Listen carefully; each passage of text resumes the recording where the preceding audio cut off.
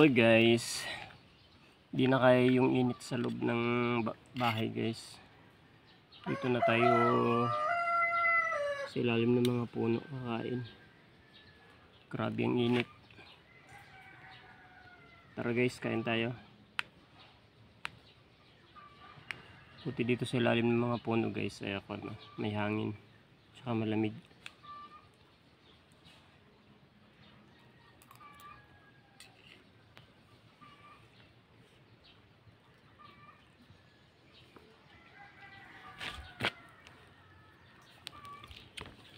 Yan kagandahan dito, maraming mga puno guys. Pag nasa Maynila ka, pag wala kang aircon, patay na. Hindi tayo papawisang kumain dito.